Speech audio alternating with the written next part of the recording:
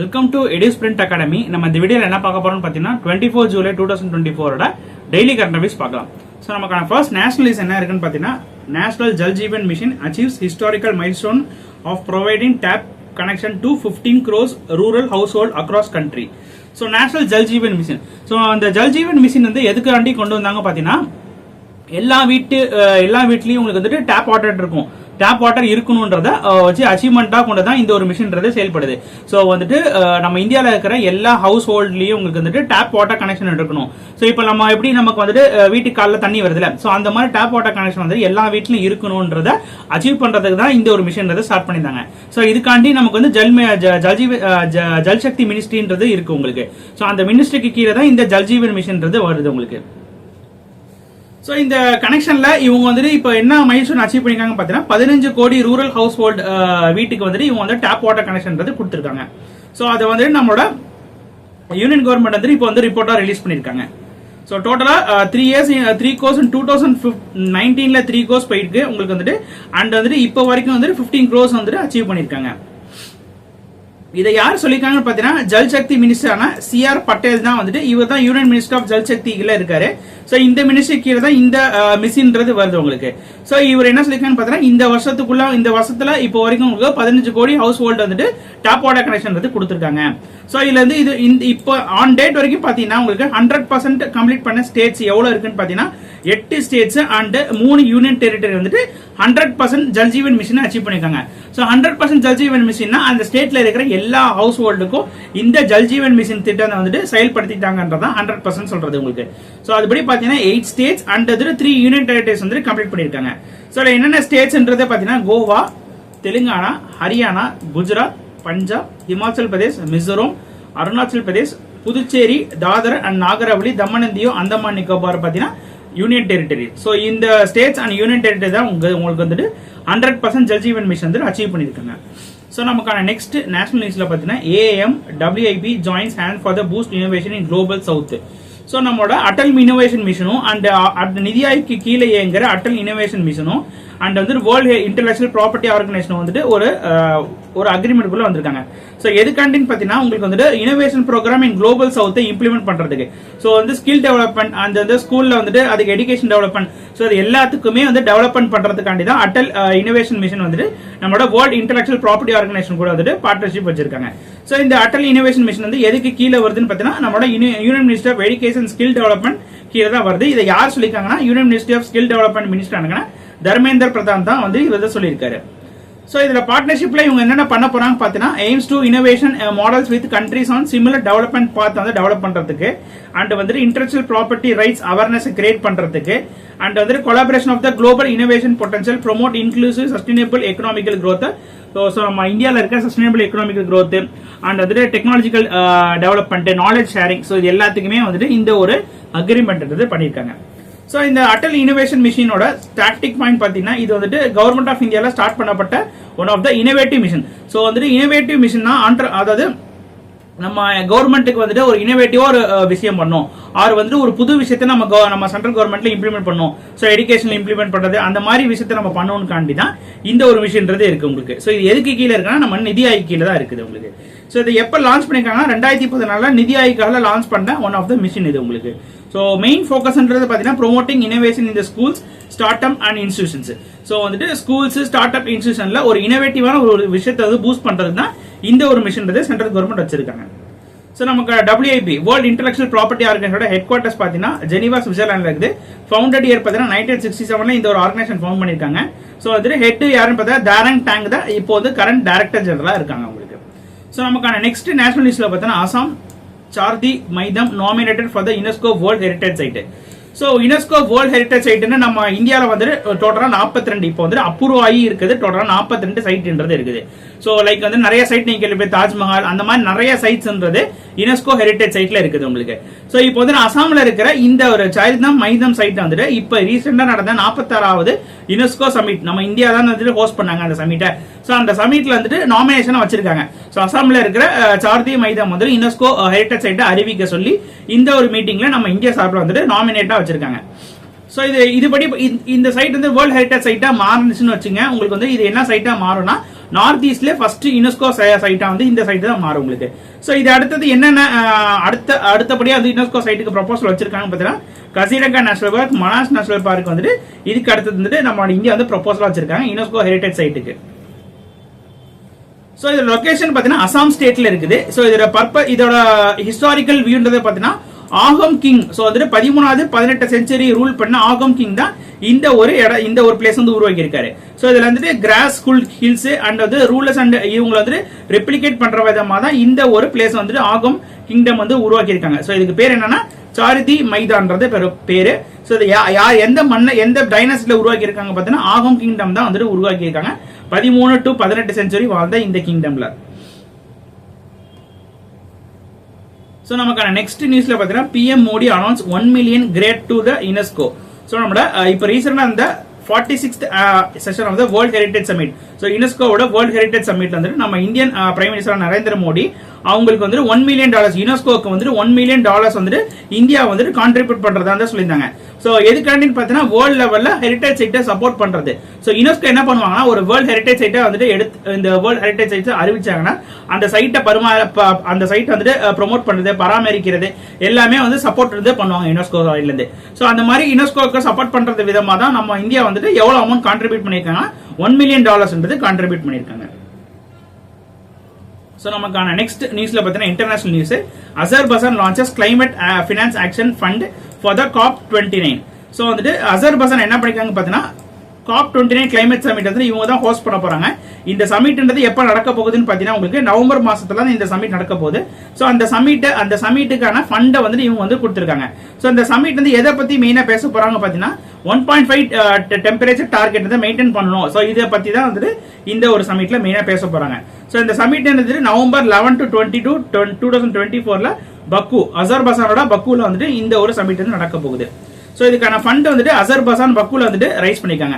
So இந்த submit வந்து பேசுறதுக்கு, சோ வந்து இதை சப்போர்ட் பண்ணி இதை வந்து டெவலப் பண்றதுக்கான ஃபண்ட் ரைசிங் வந்து ப்ராசஸ் வந்து அசர்பைஜான் வந்து ஸ்டார்ட் பண்ணிருக்காங்க. சோ அசர்பைஜானோட ஸ்டார்டிங் பாயிண்ட் பாத்தீங்கன்னா பிரைம் மினிஸ்டர் வந்து ஆலி அசோடோவ் அண்ட் கேபிட்டல் பாத்தீங்கன்னா அந்த கண்ட்ரியோட கேபிட்டல் வந்து பக்கு அண்ட் கரன்சி பாத்தீங்கன்னா அசர்பியன் மனாத் தான் வந்துட்டு அந்த கண்ட்ரியோட கரன்சியா இருக்குது. சோ நமக்கான நெக்ஸ்ட் நியூஸ்ல பாத்தீங்கன்னா economy news, union budget 2024 complete budget analysis. So நம்ம நேத்திக்கு வந்துட்டு நம்மளோட நிர்மலா சீதாராமன், அதாவது பினான்ஸ் மினிஸ்டர் இருக்க நிர்மலா சீதாராமன் வந்துட்டு யூனியன் பட்ஜெட் வந்துட்டு வாசிச்சாங்க. சோ அதாவது இந்த பட்ஜெட் அவங்க வந்துட்டு பண்றது மூலமா உங்களுக்கு அதிக முறை பட்ஜெட் தாக்கல் பண்ணதுல வந்துட்டு முதல் பிளேஸ்க்கு இவங்க வந்துட்டாங்க இப்போதைக்கு. சோ வந்துட்டு இந்தியாவிலே அதிக முறையா பட்ஜெட் ஒருத்தவங்க தாக்கல் பண்ணதுல அதிக பிளேஸ்ல வந்தது பாத்தீங்கன்னா உங்களுக்கு வந்து நிர்மலா சீதாராமன் தான் இருக்காங்க உங்களுக்கு. சோ இதுல பாத்தீங்கன்னா இந்த பட்ஜெட்ல அவங்க என்ன சொல்லிருக்காங்க, எக்ஸ்பெண்டிச்சர் எவ்வளவு செலவு பண்ண போறாங்க பாத்தீங்கன்னா 48.21 lakh crores வரைக்கும் உங்களுக்கு வந்து எக்ஸ்பெண்டிச்சர் வந்து செலவு பண்ண போறாங்க. அதுல வந்து எக்ஸ்க்ளூடிங் பாரோவிங் பாத்தீங்கன்னா 32.07 lakhs உங்களுக்கு பாரோவிங்ல இருக்குது. சோ நமக்கான நெட் டாக்ஸ் இந்த ரெசிப்டா எவ்வளவு எஸ்டிமேட் பண்ணிருக்காங்க பாத்தீங்கன்னா 25.83 lakhs crore வரைக்கும் நமக்கான இந்த வருஷ காலாண்டுல வந்துட்டு நெட் டாக்ஸ் வந்துட்டு ரெவன்யூ வரும்ன்றது சொல்லியிருக்காங்க.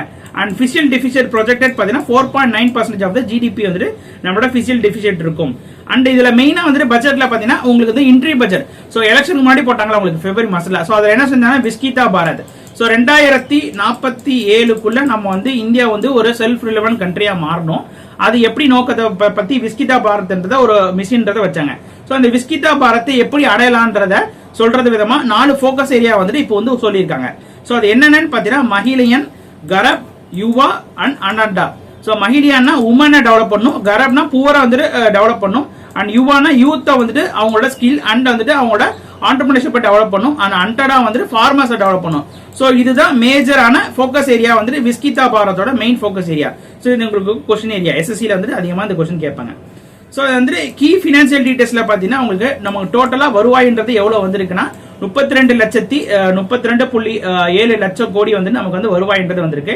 இதுல எக்ஸ்பெண்டிச்சர் நம்ம எவ்வளவு பண்ண போறோம்னு பாத்தீங்கன்னா 48.21 லட்சம் கோடி வந்து நம்ம வந்து எக்ஸ்பெண்டிச்சரா பண்ண போறோம். சோ நெட் டாக்ஸ் ரிசிப்ட் வந்து 25.83 lakhs crores வந்து இருக்குது. அண்ட் ஃபிஷியல் டெபிசிட் பாத்தீங்கன்னா 4.9% ஆஃப் ஜிடிபி. சோ நீங்க இதை தாண்டி அடுத்த நீங்க முக்கியமா தெரிஞ்சுக்க வேண்டிய விஷயம் பாத்தீங்கன்னா உங்களுக்கு எஸ்எஸ்சி பாயிண்ட் ஆஃப் வியூல மேஜர் எக்ஸ்பெண்டிச்சர் சோ வந்துட்டு ஈச் அண்ட் எவ்ரி டிபார்ட்மெண்ட்டுக்கு இவங்க வந்து எவ்வளவு செலவழிச்சிருக்காங்க அதை வந்து தெரிஞ்சுக்கணும். So ministry of road and டிரான்ஸ்போர்ட்டுக்கு பாத்தீங்கன்னா 2,67,65,808 கோடி வந்து செலவழிச்சிருக்காங்க. அண்ட் டிஃபென்ஸுக்கு 6.22 lakhs crores வந்து செலவழிக்க போறாங்க. எனர்ஜிக்கு பார்த்தீங்கன்னா 1,51,51,000 கோடி வந்து செலவழிக்க போறாங்க. அண்ட் அக்ரிகல்ச்சர் அலைட் ஆக்டிவிட்டிஸ் வந்து 1.51851 crores வந்து செலவழிக்க போறாங்க. அண்ட் வந்துட்டு ஹோம் அஃபேர்ஸ்க்கு வந்துட்டு 1.50 crores வந்து செலவழிக்க போறாங்க. அண்ட் எஜுகேஷன் பார்த்தீங்கன்னா 1.25 lakhs crores வந்து உங்களுக்கு எஜுகேஷன் காண்டி செலவழிக்க போறாங்க. ஸோ ஐடி அண்ட் டெலிகம்யூனிகேஷன் பார்த்தீங்கன்னா 1.16 lakhs crores வந்து செலவழிக்க போறாங்க. அண்ட் ஹெல்த்ன்றது பார்த்தீங்கன்னா 89,287 crores வந்து செலவழிக்க போறாங்க. அண்ட் ரூரல் டெவலப்மெண்ட் பார்த்தீங்கன்னா 68,769 crores வந்து செலவழிக்க போறாங்க. சோசியல் வெல்ஃபேருக்கு பார்த்தீங்கன்னா 56,000 crores வந்து செலவழிக்க போறாங்க. அண்ட் கமர்ஷியல் இண்டஸ்ட்ரி பார்த்தீங்கன்னா 47,559 crores வந்து செலவழிக்க போறாங்க. அண்ட் ரயில்வேஸ்க்கு பார்த்தீங்கன்னா 2,78,000 கோடி வந்துட்டு செலவழிக்க போறாங்க. ஸோ இதுதான் ரொம்ப இது உங்களுக்கு எக்ஸாம் பாயிண்ட் ஆஃப் வியூல ரொம்ப ரொம்ப இம்பார்ட்டன்ட். ஸோ வந்து எந்த டிபார்ட்மெண்ட்டுக்கு எவ்வளோ அமௌண்ட் வந்து ஒதுக்கி இருக்காங்கன்றது ரொம்ப இம்பார்ட்டன்ட். ஸோ அதுக்கு அடுத்தது பார்த்தீங்கன்னா கீ ஸ்கீம்ஸ். ஸோ நம்ம இந்தியாவோட மேஜர் ஸ்கீம்ஸ்ன்றது இருக்கும்ல, ஸோ அந்த மேஜர் ஸ்கீம்ஸுக்கு எவ்வளோ அமௌண்ட் இருந்து ஒதுக்கி இருக்காங்கன்னு போட்டிருக்காங்க. ஸோ வந்துட்டு எம்ஜிஎன்ஆர், ஸோ வந்துட்டு மகாத்மா காந்தி ரீஜனல் அந்த 100 நாள் வேலை திட்டத்துக்கு பார்த்தீங்கன்னா 60,000 கோடி வந்துட்டு செலவழிக்க போறாங்க. ரிசர்ச் டெவலப்மெண்ட் பார்த்தீங்கன்னா 840 கோடி. Nuclear பவருக்கு 442 crores. பாராமெட்ரோல் இண்டஸ்ட்ரிக்கு பார்த்தீங்கன்னா 1,200 crores. சோலார் கிரிட்டுக்கு பார்த்தீங்கன்னா 4,979 crores. And development of the semiconductor display manufacturing பார்த்தீங்கன்னா 3,000 crores.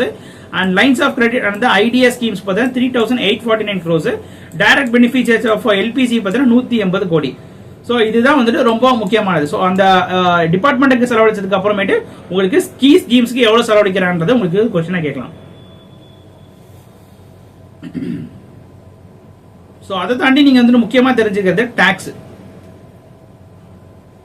ஸோ டாக்ஸ் ப்ரொபோசல் இப்போ வச்சிருக்காங்க. ஸோ டாக்ஸ் ஸ்லாப் எவ்வளோ இன்கமுக்கு எவ்வளோ டாக்ஸ் ஸ்லாப்ன்றது இருக்குதுன்றதை நம்ம சென்ட்ரல் கவர்மெண்ட் ரிலீஸ் பண்ணிருக்காங்க. அதுபடி பார்த்தீங்கன்னா நியூ டாக்ஸ் ரெஜிம்ல 0 to 3 lakhs பர் ஆனம் வந்து செலவழிச்சு உங்களுக்கு வந்து இன்கமா வந்துச்சுன்னா நீங்க எந்த வித டாக்ஸும் கட்ட தேவையில்ல.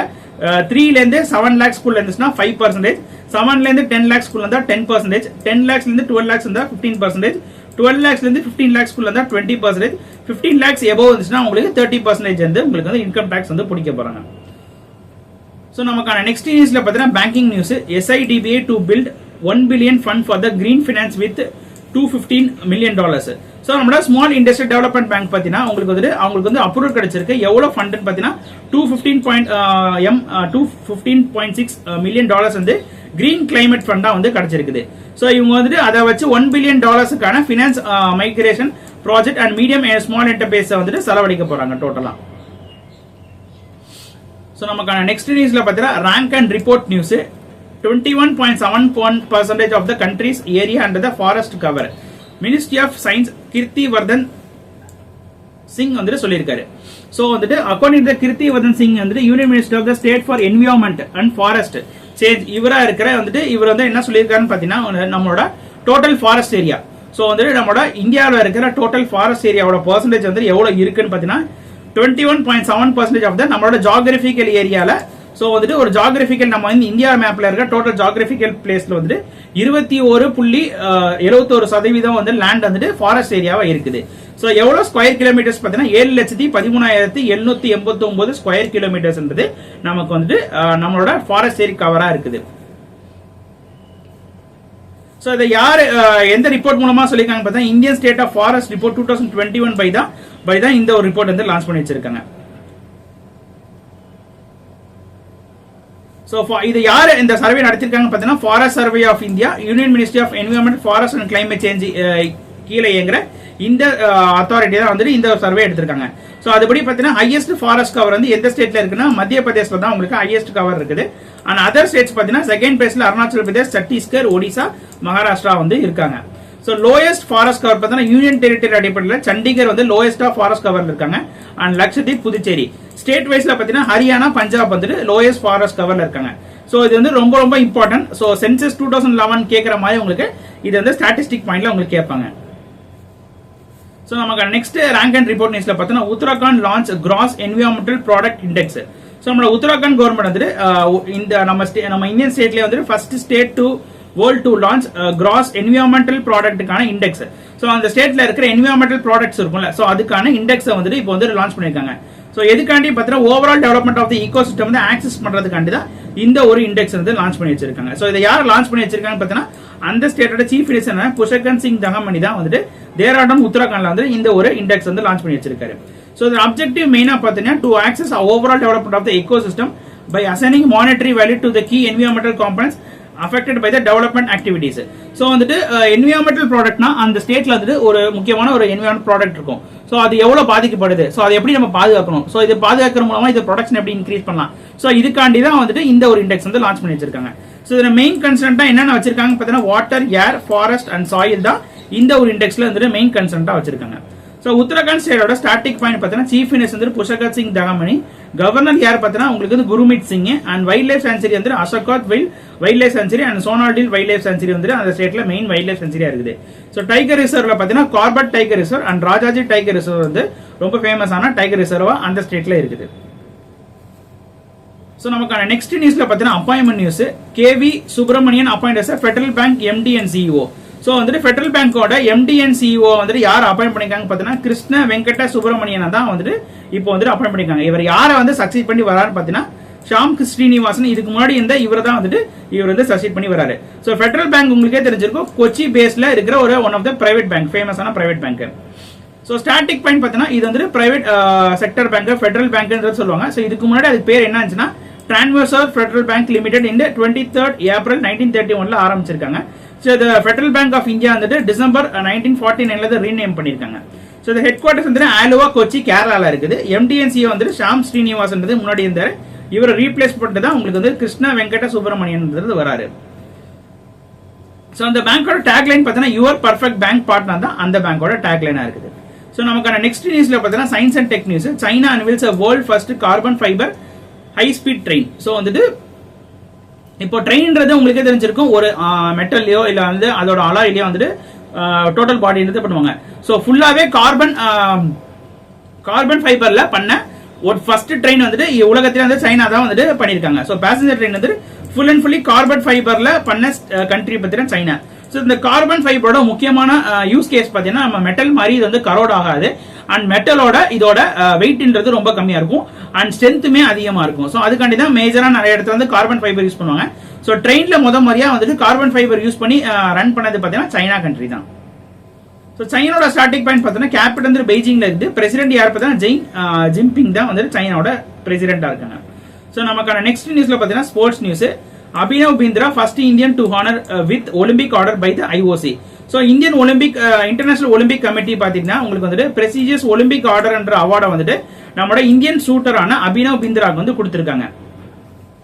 இது அவங்களோட 142 ஐஓசி செக்ஷன்ல தான் பாரிஸ் பிரான்ஸ்ல நடக்க போற 10th August 2024 இந்த செஷன்ல தான் இந்த ஒரு அவார்டு வந்து தர போறாங்க.